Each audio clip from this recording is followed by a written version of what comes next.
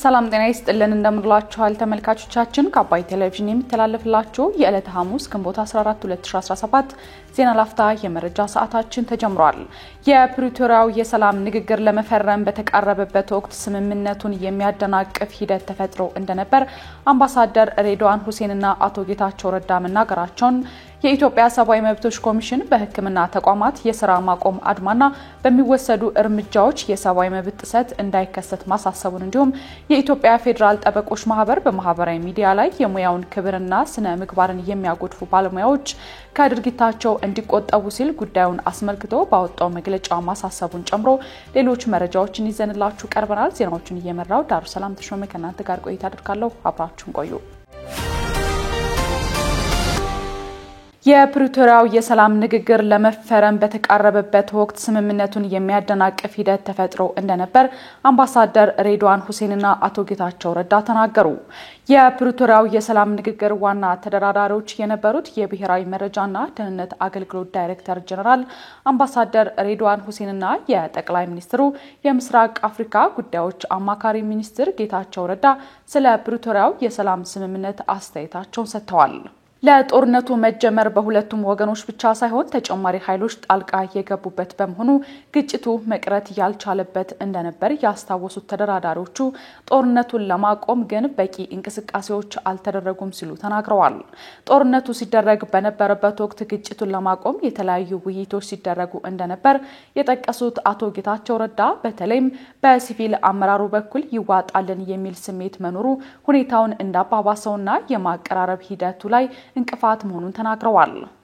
ሁለተኛውም ሶስተኛውም ውይይት ያደረግን ነበር። በአጋጣሚ እኔም በክቡር አምባሳደሩም የተሳተፍንባቸው ሁለት ሶስት አጋጣሚዎች ነበሩ። ሰው የቀረቡ ተርሞች መተማመን ብቻ ነው የሚጠብቁት እንጂ ጥያቄዎቻችን ከመመለስ አንፃር ደህና የሚባል ርቀት ሄደናል የሚል እምነት ነበረን። ግን ብዙ ሰው ማይገባው አለ። የሰራዊት ከፍተኛ አመራሮች የሆኑ ሰዎች የበለጠ እንደራደር የሚለው ክፍት የሆኑበት ሁኔታ ይታይ ነበር። በተወሰነ ደረጃ ሲቪሊያን ሊደርሺፕ ውስጥ ይዋጣልን የሚል ሐሳብ ነበር። ይሄ ገሌን ብቻ እኔም ይዋጣልን ከሚሉት ስለነበር ራሴን ነፃ ላረግ አልችልም። ግን ባየኋቸው አጋጣሚዎች ግን ለማቀራረብ የሚያስችሉ ድሎች ነበሩን። በምንገናኝበት ወቅት ሶስት ዙር አካባቢ ተገናኝተናል። በጋራ ጉዳይ መስራት ጥያቄዎቻችን ለመመለስ የሚያስችሉ መተማመን የሚባለውን ነገር እንትን ለማድረግ ለመሞከር ለመፈተሽ ራሱ ዝግጁነት ቢኖር ኖሮ አቮይድ ማድረግ እንችል ነበር የሚል እምነት አለ። ከፕሪቶሪያው ስምምነት በፊት በሲሸልስና በጅቡቲ ስምምነት ለመፈጸም ተቃርበን ነበር ያሉት አቶ ጌታቸው ነገር ግን በእኛ መካከል የነበሩ አንዳንድ አመራሮች በድርድር ሂደቱ ሌላ አካል እንዲገባ በመፈለጋቸው ስምምነቶቹ ፈርሰዋል ብለዋል። አክለውም አሁንም ድረስ ለምን ስምምነት ተደረገ የሚሉ ግለሰቦች አሉ ሲሉም ጠቅሰዋል። ፕሪቶሪያም ራሱ በደረስንበት ደረጃ ተፈርሞ ፕሪቶሪያ መፈረም አልነበረበትም ብሎ የሚያስብ አለ፣ አሁን የሚፎክር አለ። ስለዚህ ፕሪቶሪያ መፈረም አልነበረበትም የሚል ሐሳብ የነበረው ሰው አልነበረም። በዛን ሰዓት መፈረም ነበረበት። እኔም ጸጸትበት ነገር የለም ማለት የሆነ አቋም ይዤ መንቀሳቀሴ፣ ግን አቋምህ የያዝከው አቋም መጨረሻ ላይ ውጤት የሚያስገኝበት መንገድ የግድ ጠመንጃ በመያዝ ብቻ አይደለም። በሰላማዊ መንገድ ልታስፈጽመው ይችላል በምትልበት ሰዓት የምትወስዳቸው ውሳኔዎች አሉ። የእነዛ ውሳኔዎች የግሌ ብቻ ውሳኔዎች አልነበሩም፣ የአመራር ውሳኔ ነው። ግን ነገሮች በቆዩ ቁጥር የሆነ ነገር አጥቻለሁ የሚል ወገን፣ የሆነ ወይ ስልጣን አጥቻለሁ ወይ ተቀባይነት አጥቻለሁ የሚል ወገን አይ ቀድሞውንም መፈረም አልነበረበትም ብሎ በአደባባይ አሁን ይገለጻል። በፕሪቶሪያው የሰላም ስምምነት ወቅት አንዱ ችግር የነበረው ዲሲፕሊን እንደነበር ያነሱት አምባሳደር ሬድዋን ሁሴን በበኩላቸው በህወሓት በኩል የምንነጋገርበትን እያንዳንዱን ነገር ይዘው ለሚዲያ የሚያቀርቡ ግለሰቦች መኖራቸው ችግር ነበር ብለዋል። ቢያንስ አሁን እኔና ጌታቸው ጌዶና ጻድቃን ሆነን መጨረሻ ላይ ጅቡቲ የተገናኘንበት ጊዜ ኦልሞስት በአብዛኛው ነገሮች ላይ መልክ ማሳዝ የምንችላቸው የጥፋቱን ደረጃ ማውቀናል። በቀጣይ ትንሽ ልፍ ቢደረግ ምን ያህል ሰው ዋጋ ሊከፈል እንደሚችል እሱን ተረተናል። በግላችን ደግሞ ለመቃረብ ያረግናቸው ጥረቶች ነበሩ። ከጀርባችን ይዘን የመጣነውን ነገርም ለመውሰድ ሞክራን ስትገናኝ ዞሮ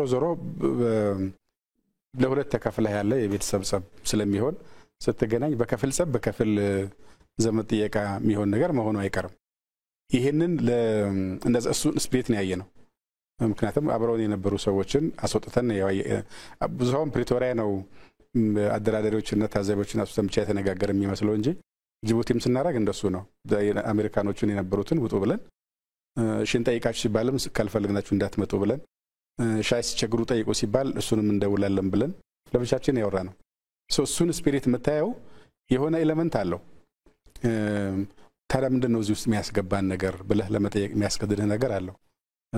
መሻገር የሚገባን ችግር እንዳለ ስትገናኝ ሁለቱም ጋር የደረሰውን ጥፋት አይተው ዞሮ ዞሮ ከጋራ ቤት የሚቀነስ ነገር ነው የሚል ነገር ወስደሃልና ግን ስቲል እዛም ሆነን የማይፈልጉ ሰዎች ተነበሩ። ለምሳሌ የደረስንባቸውን ትንሽ ለማቃረብ ያደረግናቸው ሙከሮች ለሚዲያ በመበተን ንግግሩ እንዲከሽፍ ያደረጉ ሰዎች ደግሞ ተፈጠሩ በሂደቱ።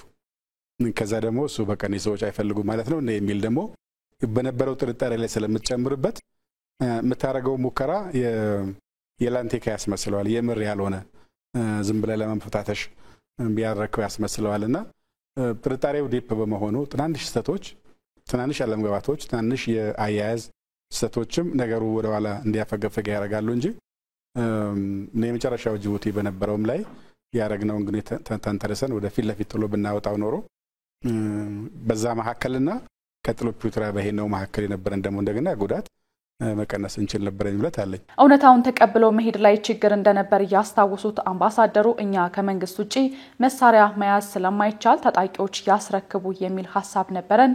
በአንጻሩ በነጌታቸው ረዳ በኩል ደግሞ አሁንም መዋጋት እንችላለን የሚል ሐሳብ ነበር ብለዋል።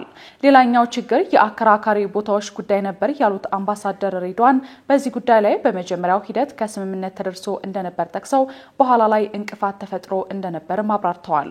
እውነታውን መቀበልም ላይ በጠፋው ነገርም ተነጋግረ አሁን እኛ ጋር ብረገጥ አድርገን ሁሉ ነገር በዛው ጨርሰ ነገር ለማምጣት የምናደርገው ግፊት ነበር። መሳሪያ እንኳን በ24 ሰዓት እንዲያስረክቡ የሚል ነው መንገፋ የነበረው። ኢንፋክት መሬት ላይ አይሆንም። ከመላ የተበተነ መሳሪያ በ24 ሰዓት እንደማይመጣ ትገምታለህ። ግን እስከዛ ጫና ለማረበቀ መሳሪያ የሚባል ነገር ማየት አንፈልግም ከመንግስት ውጪ እና በዚህ መሳሪያ ነው እንደዚህ የምንጎዳው አይነት ስለነበረ እኛ ጋር ወደዛ ጫፍ እንወስደዋለን። እነሱ ጋር ደግሞ still we can fight አሁንም የመዋጋት እድል አለ። መዋጋት ካለብን አሁንም መዋጋት ስለምንችል ይሄን አጠይቁን በዚህ ርቀት ከሄዳችሁ የሰሬንደር ጥያቄ ይሆናል የሚል ደግሞ ወደ አቻነት ለመምጣት ደግሞ የመሞከር ነገር አለ። ከኛ ፓርቲ ያለው ደግሞ እንደ ያለቀ ነው ከፈለጋችሁ በቃ ነገ እንገባለን እንጂ ይሄን ካላላችሁ የሚል ነገር ታመጣላ። ካለቀ በኋላ የመጣብን የዚህ የአከራካሪ ቦታዎች ጉዳይ የተመለከተው ኢሹን የነበረው ምክንያቱም በእኛ በኩል አይ ቲንክ ሶስተኛው ግጭት ሲካሄድ አንዱ ኢሹ ሆኖ መጥቶ የነበረው አከራካሪ ቦታዎችን በግድ እናስመልሳለን በሚል ነበር በቲፒኤልኤፍ ሳይድና ሶኛ ጋር የነበረው ዝግጅት ኦኬ ሶስተኛው ጦርነት ያካሄዱት ለዛ መሬት ከነበረ እነሱ ናቸው መጠየቅ ያለባቸው። እኛ ለመልስ ነው የምንዘጋጀው እንጂ ምንለው ነገር የለም ብለን ተተነው ነበር። ምን በኋላ ስንሄድ እነሱ ተውት። እንደነሱ ሰዎች ተዋክተውበት ሲያበቁ እንዴት ነው አጀንዳ ማያመጡት የሚል ነበርም በእኛ ስለነበረ አናነሳም ብለን ተው ነው። እነሱም ሳያነሱት ልንፈራረም ደረሰን። ጋዜጠኛ ጠራን፣ እንግዳ መጣ፣ አዳራሹ ልንገባ ስንል ግን አራያ ጉዳይማ ካላለቀ እንዴት ነገሩ የሚያልቀው ወደሚል ወደ ዜሮ መመለስ መጣ። ሶሱ ትንሽ አካል ብሏል። ምክንያቱም እየመራን ለሄደን ሰዎች ይሄን ጉዳይ እንዳድስ ማንሳት የእንተንም ጉዳይ አለው። የፐርሰናል የቫልዩ ጉዳይም አለው። ለሀገር ምን ጠቅማ ላይ ጠቅም የሚለው አንድ ጉዳይ ሆኖ ግን ሶፊት ተነጋግረህ ጨርሻለሁ ብለህ ወረቀት ላይ አስቀምጠህ ከዛ ግን የረሳሁት ነገር እኮ አለ አይባልም። ቢኮዝ ራስተን ሳይሆን የተው ነው አውቀን ስንሄድ ጀምሮ ተነጋግረን የተው ነው። እነሱ ደግሞ እዛ ላይ አለመነሳቱ ስለዚህ ተስማምተዋል ማለት ነው ለኛ የተወለን መንግስት ብለን እናነሳለን ስላሉ ጥበብ ነው ብለው ተውት። እኛ ደግሞ እነሱ ካላነሱት እኛ ማንሳት የለብንም ብለን ጥበብ ነው ብለን ተው ነው። ኋላ ግን ተገለበጠና ነገሩ ኢሹ ሲሆን ሊፈታብን ነበር የነበረው። ኢሰመኮ በሕክምና ተቋማት የስራ ማቆም አድማና በሚወሰዱ እርምጃዎች የሰብአዊ መብት ጥሰት እንዳይከሰት አሳሰበ። የኢትዮጵያ ሰብአዊ መብቶች ኮሚሽን ኢሰመኮ ከግንቦት 5 ቀን 2017 ዓ.ም ጀምሮ በተለያዩ የሀገሪቱ ክፍሎች በሕክምና ባለሙያዎች እየተካሄደ ያለውን የስራ ማቆም አድማና ተከትለው የመጡ ያለውን የመንግስት እርምጃዎች የሰብአዊ መብት ጥሰቶችን እንዳያስከትሉ ባወጣው መግለጫ አሳስቧል። ኢሰመኮ ከአዲስ አበባ በተጨማሪ ከአጋሮ፣ ከአርባ ምንጭ፣ ከባህር ዳር፣ ከፍቼ፣ ከጎባ ከሐዋሳና ከጅማ ከተሞች መረጃ አሰባስቤያለሁ ብሏል። በዚህም የሕክምና ባለሙያዎች የደሞዝ ጥቅማ ጥቅም፣ ከሙያ እድገት እድሎች እንዲሁም ከምቹ የስራ ቦታና የስራ ቦታ ነጻነትን ጨምሮ የ12 ነጥብ ጥያቄዎችን ሚያዝያ 3 ቀን 2017 ዓ.ም ለጤና ሚኒስቴር አቅርበው ምላሽ ባለማግኘታቸው የስራ ማቆም አድማ ማድረጋቸውን አሳውቋል። ኢሰመኮ ጉዳዩን አስመልክቶ የጥቁር አንበሳ፣ የቅዱስ ጳውሎስ፣ የቅዱስ ጴጥሮስና የዳግማዊ ሚኒሊክ ሆስፒታሎች ኃላፊዎችን በማነጋገር መረጃዎችን ማሰባሰቡን ገልጿል። በዚህም በጽኑ ህሙማን ማዕከል የሚገኙ ታማሚዎች በሐኪሞች እጥረት ተገቢውን ሕክምና ማግኘት አለመቻላቸውን፣ ከክልል የመጡ ታካሚዎች ለእንግልት መዳረጋቸውን እንዲሁም አንዳንድ ሆስፒታሎች በባለሙያ እጥረት ሳቢያ ሰራተኞችን ለረጅም ጊዜ እንዲሰሩ መገደዳቸውን አረጋግጧል። በሌላ በኩል ፖሊስ በማህበራዊ ሚዲያ ቅስቀሳ አድርገዋል ወይም ባልደረቦቻቸውን አስፈራርተዋል ያላቸውን የሕክምና ባለሙያዎች በቁጥጥር ስር መዋሉን የገለጸው ኢሰመኮ የእነዚህን ባለሙያዎች አያያዝ እየተከታተለ መሆኑን ጠቁሟል። የኢሰመኮ ዋና ኮሚሽነር ብርሃኑ አዴሎ የጤናው ዘርፍ የስራ ማቆም አድማ በህብረተሰቡ ጤናና ህይወት ላይ አሉታዊ ተጽዕኖ ሊያስከትል እንደሚችል አስጠንቅቀው መንግስት የባለሙያዎችን ጥያቄዎች ግልጽና አሳታፊ በሆነ መንገድ እንዲፈታ ጥሪ አቅርበዋል። የኢትዮጵያ ፌዴራል ጠበቆች ማህበር በማህበራዊ ሚዲያ ላይ የሙያውን ክብርና ስነ ምግባርን የሚያጎድፉ ባለሙያዎችን ከድርጊታቸው እንዲቆጠቡ አሳሰበ።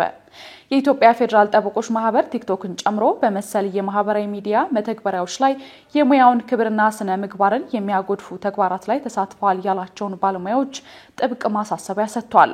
የፌዴራል ጠበቆች ማህበር ጉዳዩን በተመለከተ ቲክቶክን ጨምሮ በመሰል የማህበራዊ ሚዲያ መተግበሪያዎች የሚሰሩ የህግ ቪዲዮዎችን ይዘትና አቀራረብ በቅርበት ሲከታተል መቆየቱን ባወጣው መግለጫ አስታውቋል። አደረኩት ባለው ምልከታ የሚሰሩ ተንቀሳቃሽ ምስሎች የህግን ሙያ ክብርና ጥብቅ ስነ ምግባር በሚያጎድፍ መልኩ ይዘቶቹና አሳሳች ርዕሶቹ ማህበረሰቡ የህግ ንቃተ ህሊና የሚያሳድጉ ከመሆን ይልቅ በተጋነኑ መግቢያዎች ቀልብ ለመሳብ ታስበው ከመሰራታቸው ባለፈ እጅግ አከራካሪ በሰበር ሰሚ ችሎት የተለያየ ትርጉም የተሰጠበት አወዛጋቢ ይዘቶች ላይ አንዱን ክርክር ብቻ ይዞ የመስራት ሁኔታ መኖሩን መመልከቱን አስታውቋል። ማህበሩ በመግለጫው አክሎ ባለሙያውንና የሙያውን ክብር ዝቅ በሚያደርግ መልኩ አካላዊ እንቅስቃሴ የታጀበባቸውን ዳንስ፣ የቀን ውሎውን የሚያሳይ ይዘት ያለው ባለሙያዎችን ከመኖሪያ ቤታቸው ጀምሮ ያለውን ሂደት፣ የፍርድ ቤት ምስል፣ ሰዎችን ሲያነጋግሩ የሚያሳዩ ይዘቶች በመቅረጽ ማስተላለፍን ጨምሮ ሌሎች ጉዳዮች መኖራቸውን ማረጋገጡን በዝርዝር አስቀምጧል።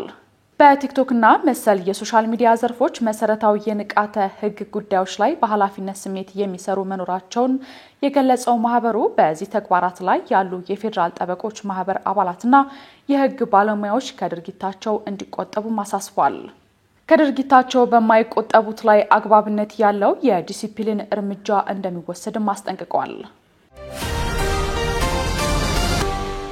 የኬንያው KCB ግሩፕ ወደ ኢትዮጵያ ሲገባ በስራ ላይ ከሚገኙ ባንኮች አንዱን መግዛት እንደሚፈልግ አስታወቀ። የኬንያው KCB ግሩፕ ወደ ኢትዮጵያ ሲገባ ቅርንጫፍ ለመክፈት ወይም አዲስ ለማቋቋም ሳይሆን በስራ ላይ ከሚገኙት አንዱን መግዛት እንደሚፈልግ ገልጿል። እንደ KCB ግሩፕ ያሉ ኩባንያዎች ወይም ባንኮች ወደ ኢትዮጵያ እንዲገቡ የሚፈቅደው የባንክ ስራ አዋጅ የጸደቀው ታህሳስ 8 ቀን 2017 ሲሆን በታህሳስ 2018 ገደማ የውጭ ባንኮች ወደ ኢትዮጵያ ገበያ ይገባሉ ተብሎ ይጠበቃል። የKCB ግሩፕ ዋና ስራ አስፈጻሚ ፖል ሩሶ ባለፈው ሳምንት በአዲስ አበባ የተገኙት በኢትዮጵያ የፋይናንስ ፎረም ላይ ለመሳተፍ ብቻ ሳይሆን በዋና ስራ አስፈጻሚነት የሚመሩት KCB ግሩፕ አዲስ ወደሚከፈተው ገበያ ለመግባት እንደቆረጠ ለማሳወቅም ጭምር ነበር። ቅርንጫፍ ለመክፈት ወይም አዲስ ለማቋቋም እንደማንፈልግ ግልጽ ነን ያሉት ፖል ሩሶ በተደነገጉት ደንቦች መሰረት ግዢ ለመፈጸም እያሰብን ነው ሲሉ ተናግረዋል። ባለፉት 5 ዓመታት የኢትዮጵያ ገበያ የሚሰጠውን እድል እየተመላለሱ መታዘባቸውን የገለጹት ፖል ሩሶ ለውጥ አይቻለው ሲሉም ተደምጠዋል። ዋና ስራ አስፈጻሚው ኢትዮጵያ የባንክ ገበያዋን የምትከፍትበት መጪው ጊዜም ብሩህ እንደሚሆን ተናግረዋል። በቀጠናው ትልቁ አበዳሪ የሆነው ኬሲቢ ግሩፕ 15.5 ቢሊዮን ዶላር ጥሪት ያለው ግዙፍ ኩባንያ ሲሆን በስሩ በሚገኙ ድርጅቶች በኩል በበርካታ የአፍሪካ ሀገራት በኢንቨስትመንትና በባንክ ስራ ላይ የተሰማራ ነው።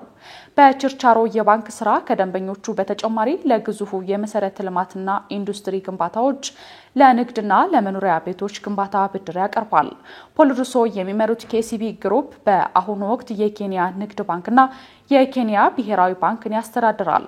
በደቡብ ሱዳን፣ ዩጋንዳ፣ ዲሞክራቲክ ሪፐብሊክ ኮንጎ፣ ሩዋንዳ፣ ቡሩንዲና ታንዛኒያ የባንክ ስራዎች የሚያከናውኑ ኩባንያዎችም በስሩ ይገኛሉ። ዶናልድ ትራምፕ እና የደቡብ አፍሪካው ፕሬዝዳንት በዋይት ሃውስ ያደረጉት ፍጥጫ መነጋገሪያ ሆነ። ትራምፕ ወደ ፕሬዝዳንትነት ከተመለሱ በኋላ የተበላሸውን የሁለቱን ሀገራት ግንኙነት በተመለከተ ለመነጋገር ወደ አሜሪካ ያመሩት የደቡብ አፍሪካው ፕሬዝዳንት ዋይት ሃውስ ውስጥ በተሰበሰቡ ጋዜጠኞች ፊት ከዶናልድ ትራምፕ ወቀሳ ቀርቦባቸዋል። ከዚህ በፊት የአሜሪካው ፕሬዝዳንት ዶናልድ ትራምፕ ከዩክሬኑ አቻቸው ቮሎዲሚር ዘለንስኪ ጋር ዘለፋ ጭምር የተቀላቀለበት በኃይለ ቃል የተሞላ ውይይት በዋይት ሃውስ ማድረጋቸው የዓለም መነጋገሪያ ሆኖ በርካታ ትችቶች ቀርበውበት እንደነበር የሚታወስ ሲሆን ወደ ዋሽንግተን ተጉዘው የነበሩት ቮሎዲሚር ዘለንስኪም ውይይቱን አቋርጠው ወደ ሀገራቸው መመለሳቸው አይዘነጋም። ትላንት ማታ በተመሳሳይ በነጩ ቤተ መንግስት ከደቡብ አፍሪካው ፕሬዝዳንት ሲሪል ራማፎዛ ጋር በነበራቸው ንግግርም ይሄው ጉዳይ የተደገመ ሲሆን ትራምፕ በደቡብ አፍሪካ ውስጥ ነጮች የዘር ማጥፋት አደጋ ተጋርጦባቸዋል በሚል ምስሎችና ቪዲዮዎችን በማሳየት ቢከሱም ራማፎዛ በተረጋጋ ሁኔታ ምላሽ ሲሰጡ ታይተዋል። ይህ የሁለቱን ፕሬዝዳንቶች ምልልስ የያዘ የተንቀሳቃሽ ምስል መለቀቁን ተከትሎ ታዲያ በዓለም ዙሪያ በተለይም በደቡብ አፍሪካ ውስጥ መነጋገሪያ ሆኗል። ደቡብ አፍሪካ ለዘመናት የቆየ የመሬት ኢፍትሐዊነትን ለመቅረፍ አልሟል ያላቸውን የመሬት ፖሊሲ ማውጣቷን ተከትሎ ከአሜሪካ ጋር እየተወዛገበች እንደምትገኝም ይታወሳል። ከአባይ ቴሌቪዥን ተላለፈላችሁ የነበረው የዛሬው ግንቦት 14 2017 የቀኑ የመረጃ ሰዓታችን ይህን ይመስል ነበር። አብራችሁን ስለነበራችሁ ከልብ ያመሰግነን። በያላችሁበት መልካም ጊዜ ይሁንላችሁ።